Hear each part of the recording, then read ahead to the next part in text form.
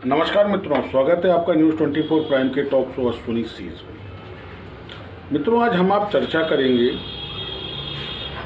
उत्तर प्रदेश के बाहुबली नेता मुख्तार अहमद अंसारी पर, और इसी से जुड़ा हुआ एक विषय है वो हाल में जिस तरीके से मुंबई में ईडी और सीबीआई ने छापा डाला है फिल्म स्टारों के यहाँ। वो फिल्म स्टार जिनके लिए कहा जाता है कि वो सीएए के प्रति सरकार के विरुद्ध मुखर हुए थे, किसान आंदोलन को लेकर सरकार के विरुद्ध मुखर हुए थे। ये दोनों सब्जेक्ट इंटरलिंक्ड इसलिए हैं कि कहीं ना कहीं ये सरकार की व्यवस्था पर प्रश्न चिन्ह लगाते हैं। हकीकत क्या है ये सरकार जाने, हकीकत क्या है ये विभाग जाने। हकीकत क्या है कि क्या ये भारत के संविधान की इच्छानुरूप है। ये सही भी हो सकते हैं, गलत भी हो सकते हैं, क्योंकि जिस तरह विपक्ष इन दोनों मुद्दों पर, मुख्तार अहमद पर अगर हम आप चर्चा करें तो जिस तरीके से उत्तर प्रदेश में अनेकों मुकदमे के बावजूद पंजाब सरकार मुख्तार अहमद अंसारी को उत्तर प्रदेश ट्रांसफ़र नहीं कर रही है, क्यों, एक महत्वपूर्ण प्रश्न है। क्यों उत्तर प्रदेश सरकार को लाने की इतनी जल्दी है, ये दूसरा महत्वपूर्ण प्रश्न है। मामला सुप्रीम कोर्ट में। सवाल सुप्रीम कोर्ट का नहीं है। जिस तरीके से अभी हालिया तथाकथित सो कॉल्ड क्लीन ऑपरेशन के चलते वो इनकाउंटर्स थे या मर्डर थे, it's not a matter to be discuss right now, क्योंकि जैसे विकास दुबे वाला मैटर अभी एसआईटी सुप्रीम कोर्ट की एसआईटी की जांच चल रही है। Yet not anything we has been final. हालांकि उत्तर प्रदेश पुलिस ने तो अपनी सो कॉल्ड जांच में अपने को क्लीन चिट दे दिया, देना ही था। पुलिस अपनी गलतियां थोड़ी बताएगी। लेकिन बड़ा महत्वपूर्ण प्रश्न था विकास दुबे वाले मैटर में भी कि 12 टोल तक वो आदमी सुरक्षित आया, उसके बाद उसकी गाड़ी पलटी गई और 5 मिनट के अंदर वही गाड़ी पलट गई। इस बात को सोशल मीडिया शुरू से ट्रोल कर रहा था कि साहब गाड़ी ना पलटा देना, पिस्टल लेके भागना ना दिखाना। अंततः उत्तर प्रदेश पुलिस ने वो सब होने दिया जो कि सोशल मीडिया प्री ऑब्जर्वेशन के रूप में 48 घंटे से उसको ट्रोल कर रहा था, और जांच में सब क्लियर भी हो गया। बड़ा एक अजीब वाकया था। और उसी तरीके से मुख्तार अहमद अंसारी ने अपनी जान को खतरा बताया है योगी सरकार को। इसी बात को लेके पंजाब गवर्नमेंट जो है कभी उनके पेट में दर्द बताती है, कभी उनकी पीठ में दर्द बताती है, कभी उनका बीपी बढ़ा बताती है, उनको हैंडओवर नहीं कर रही है। यहाँ प्रश्न दो चीज़ों का उठता है। अपराधी है, अपराधी के साथ अपराधी जैसा व्यवहार होना चाहिए, वो चाहे उत्तर प्रदेश हो या पंजाब हो। लेकिन जिस तरह पंजाब की जेलों में मुख्तार अहमद अंसारी को लेकर के उनके कुछ वीडियोस वायरल हुए, किस तरह वो आज भी वहाँ अपना दरबार लगाते हैं, उनके लोग मिलने जाते हैं। आज ही उनके 2 खास गुर्गों को इनकाउंटर में मारा गया। यद्यपि एक अच्छी चीज़ है, अपराधियों का समाज से सफाया हो रहा है, परंतु अगर वास्तव में अपराधियों को समाज में सफाया हो रहा है तो फिर उत्तर प्रदेश में अपराध का ग्राफ बढ़ कैसे रहा। आज भी एक बच्ची के साथ रेप, बलात्कार और उसके बाद उसको गड्ढे में दाबने की खबर कॉमन हुई, आम हुई। इससे पहले भी हाथरस में 2 दिन पहले जो दुर्दांत कांड हुआ, 2018 का कांड था, छेड़छाड़ का मुकदमा दर्ज था, आरोपी लगातार दबाव बना रहा था, धमकी दे रहा था, और अंततः उसने उस लड़की के बाप को मारा। छेड़छाड़ के मुकदमों के प्रति पुलिस का जो रवैया है ये शुरू से प्रश्नों के दायरे में रहा। और एक बात मैं आपसे स्पष्ट कर दूं, अगर आप क्रिमिनोलॉजी का अध्ययन करें तो आप ये पाएंगे कि 90% 10% वो होते हैं जो जुनून में होते हैं, जिनको कोल्ड ब्लडेड क्रिमिनल्स करते हैं। बाकी 90% अपराध वही होते हैं जो कहीं ना कहीं से पुलिस से संरक्षित होते हैं, या पुलिस के सहयोग से होते हैं, या पुलिस की मर्जी। एक आम आदमी अपराध इसलिए नहीं कर पाता कि उसके ऊपर पुलिस का खौफ है। लेकिन जो पुलिस से संरक्षित होता है, जैसे ये हाथरस कांड की हम बात कर लें, जो तथाकथित सपा का नेता है, वो लड़की जो पीड़िता है उसने कहा भी कि इनको बड़े बड़े नेताओं का सहयोग था। पुनः सवाल ये उठता है कि हम कैसे नेता पाल रहे हैं। सुप्रीम कोर्ट ने हालांकि अभी 5 राज्यों के चुनावों को लेकर के एक दिशा निर्देश जारी किया है चुनाव आयोग को कि अपने आपराधिक चरित्र के नेताओं का पूरा बायोडाटा पार्टियां सोशल मीडिया और सब पे साझा करें। प्रश्न ये उठता है कि ये अपराधी चरित्र के नेताओं को ये पार्टियां रखती क्यों हैं? अगर आपको याद हो 2012-14 से पूर्व ये भाजपा ही इस बात की प्रबल समर्थक थी कि राजनीति से अपराधीकरण को हटाया जाए, और आज सदन में बैठने वाले भाजपा सांसदों में बहुतायत ऐसे हैं जिनकी HSA हिस्ट्री शीट है, जिन पर number of criminal cases launched हैं। अब इनकी प्ले साहब वो राजनीतिक प्रेरित है, हो भी सकता है क्योंकि वो भी अंडर ट्रायल है, इसलिए उसमें कोई फाइनल डिसीजन नहीं दिया जा सकता। परंतु मुख्तार अहमद अंसारी के लिए जिस तरीके की उत्तर प्रदेश और पंजाब पुलिस में कशमकश चल रही है और जिस तरीके से उत्तर प्रदेश पुलिस के नज़रियों को लेकर के मुख्तार अहमद अंसारी जो है वो बार बार अपनी शक जाहिर कर रहा है, ये कहीं ना कहीं पुलिस की नीयत पर तो एक शंका उठती ही है। कोड़ में खाज विकास दुबे का जो सो कॉल्ड इनकाउंटर हुआ है उससे भी उत्तर प्रदेश की छवि जो है वो प्रभावित हुई है। निसंदेह आप बदमाशों को मारिए, अच्छी बात है, लेकिन इनकाउंटर फेक नहीं होता, ये तो फिर हत्या हुई। ऐसे कई मौके, ऐसे कई जजमेंट्स आए हैं जिसमें इस तरीके के इनकाउंटर्स को लेकर के बवाल मचा, हाई प्रोफाइल इनकाउंटर होते, वो उनकी जांचें हुई, जांच में पुलिस का पूरा पुलिस दल दोषी था, और ये केवल उत्तर प्रदेश नहीं संपूर्ण भारत की पुलिस के साथ यही हो रहा है। तो मुख्तार अहमद अंसारी को पंजाब सरकार क्यों बचाना चाहती है, ये भी एक महत्वपूर्ण प्रश्न है। क्या मुख्तार अहमद अंसारी पंजाब की जेल में एक आम कैदी है या विशिष्ट कैदी है, ये भी एक चर्चा और सोच का विषय है। कई ऐसे सवाल हैं, लेकिन ये सारे सवाल कहीं ना कहीं हमारी व्यवस्था पर प्रश्न चिन्ह लगाते हैं।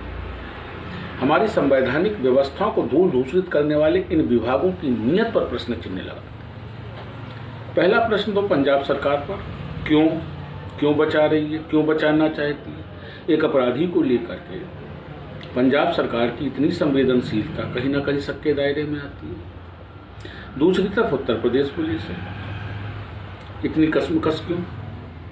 अगर वो अपराधी है तो चाहे उत्तर प्रदेश की जेल में रहे या वो पंजाब की जेल में रहे, या उसके पीछे भी ऐसा कोई प्लान है कि उसकी भी गाड़ी पलटेगी, कई चीजें। और ये दोनों ही स्थितियां संविधान की व्यवस्था के अनुरूप हैं। ये दोनों ही स्थितियां दोनों ही प्रदेशों की पुलिस व्यवस्था पर और सरकार की नीयत पर शंका उत्पन्न करती है।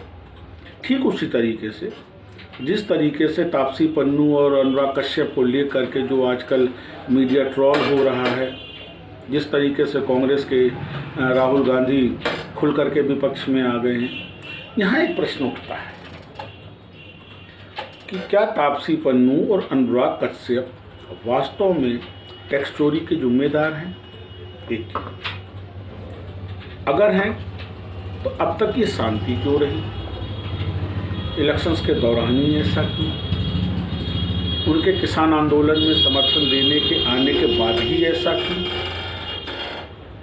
मैं शेयर करूंगा एक छोटी सी घटना कि महाराष्ट्र सरकार नहीं बल्कि महाराष्ट्र के बड़े नेता संजय राउत के चुनौती दिए जाने के तुरंत बाद आनन फानन में कंगना रनौत को वायु श्रेणी की सुरक्षा दी गई, और वहीं उन्नाव की वो बेटी जिसके साथ भाजपा के विधायक ने अत्याचारों की हदें पार की, हालांकि आज वो विधायक जेल में हैं, उनको दंड मिल रहा है, परंतु वो बेटी अपनी सुरक्षा के लिए गुहार लगाती लगाती अंततः मार दी गई। तब सरकार क्यों नहीं संवेदनशील हुई? जबकि दो महिला आईपीएस थी उस समय उन्नाव को जो देख रही थी, एसपी बताओ, एक आईपीएस डीएम भी थी महिला। 8 मार्च आने वाला है, बड़ा प्रपंच और ड्रामा होगा पूरे हिंदुस्तान में महिला दिवस के ऊपर।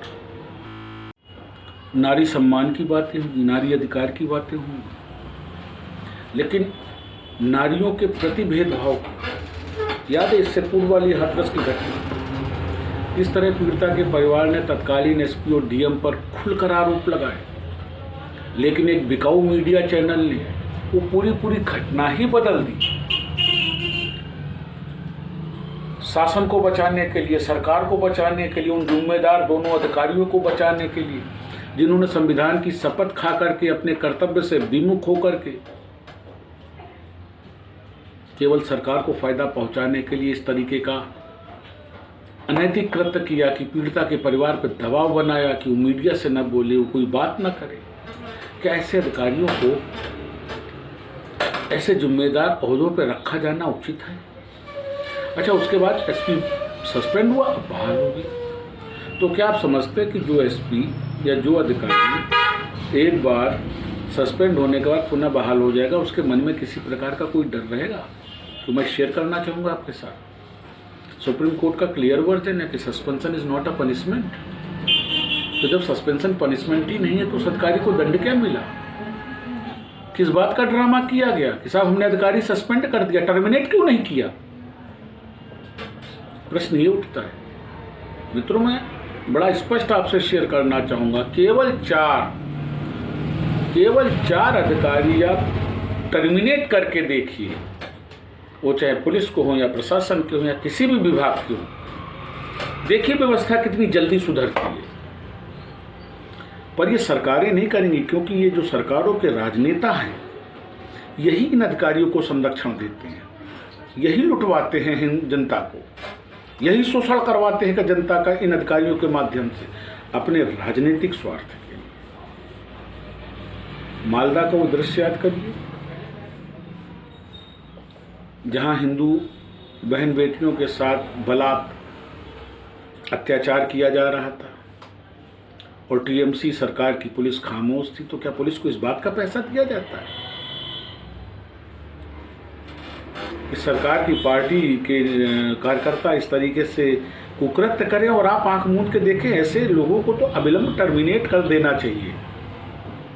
लेकिन सब सरकार है, वो नहीं करेगी। क्यों नहीं करेगी? क्योंकि उसने इनको रखा इसीलिए, पैसा जनता का देगी उनकी तनख्वाहों में। वापस आता हूं अनुराग कश्यप पर और तापसी पन्नू पर कि अगर ये टैक्स चोरियां होंगी तो अब तक इस पर कार्रवाई क्यों नहीं करेगी? इलेक्शन के इस माहौल, वो भी उन स्थितियों में जब उन्होंने किसान आंदोलन में आकर के समर्थन की बात कही, तभी कार्रवाई क्यों? और एक सवाल राहुल गांधी से पूछना है, क्या चाहते हैं राहुल गांधी? कोई बुराई नहीं, अगर गलत हो रहा है तो आप उसका विरोध करिए, लेकिन विरोध का ये मतलब नहीं है कि अगर कोई सरकारी एजेंसी कोई जांच कर रही है, किसी प्रक्रिया में है, तो हर चीज का राजनीतिक उपयोग क्यों? इस हिसाब से तो कभी किसी के विरुद्ध कोई कार्रवाई नहीं होगी, करनी ही नहीं चाहिए सरकार को। तो ये दोहरे चरित्र की राजनीति हिंदुस्तान के लिए ज्यादा घातक है बनस्पति उन अंग्रेजों के जिन्होंने हिंदुस्तान पे 250 साल शासन किया। 74 साल में हमारी तथाकथित लोकतांत्रिक सरकारों ने इतना दोहन किया हिंदुस्तान की जनता का।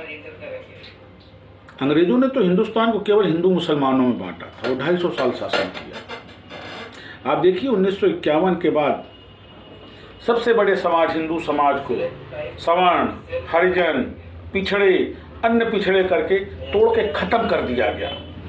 पार्टियां बन गई उन पे सियासत करने के लिए,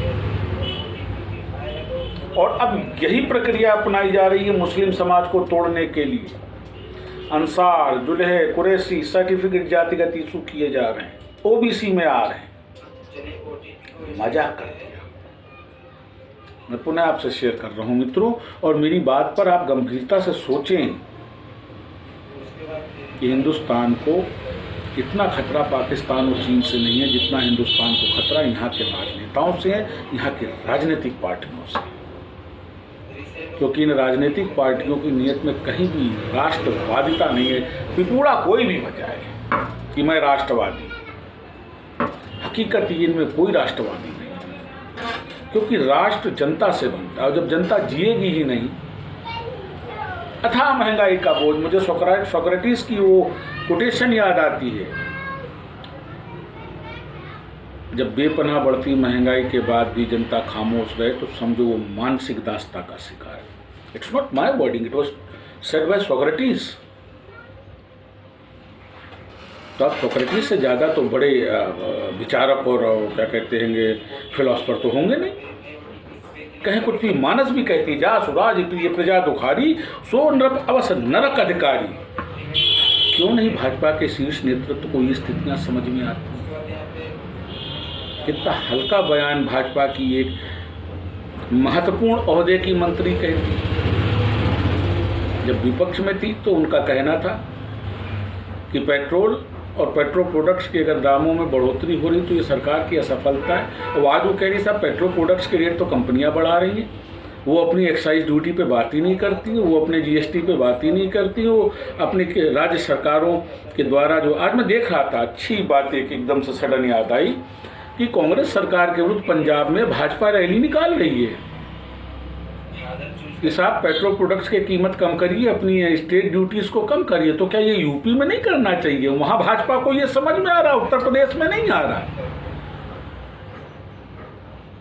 केजरीवाल अगर फ्री में बत्ती दे रहा है तो वो लुटा रहा है, केजरीवाल फ्री में पानी दे रहे हैं तो लुटा रहे हैं, केजरीवाल फ्री में बिजली दे रहे हैं, कम कीमत पे बिजली दे रहे हैं तो वो लुटा रहे हैं। और हम 2 रुपये किलो गेहूँ और 3 रुपये किलो चावल दे रहे हैं, हम क्या कर रहे हैं? 8 करोड़ सिलेंडर बढ़ गए, अच्छी बात है, जिन पर नहीं उनको पहुंचना चाहिए।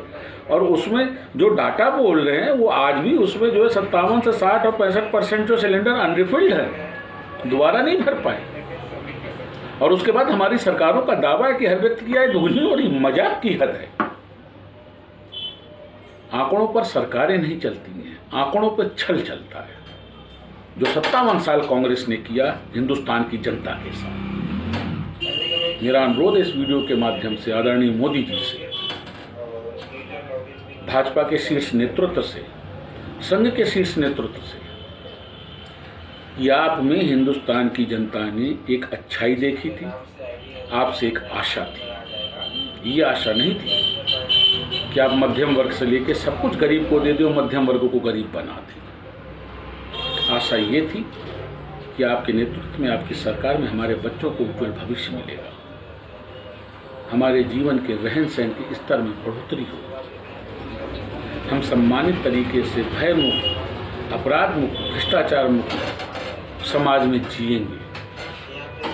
और हकीकत ये है कि ये तीनों ही चीज़ें आम नागरिक की पहुंच से बाहर, सोचना पड़ेगा। हम आप ऐसे ही चर्चा करते रहेंगे।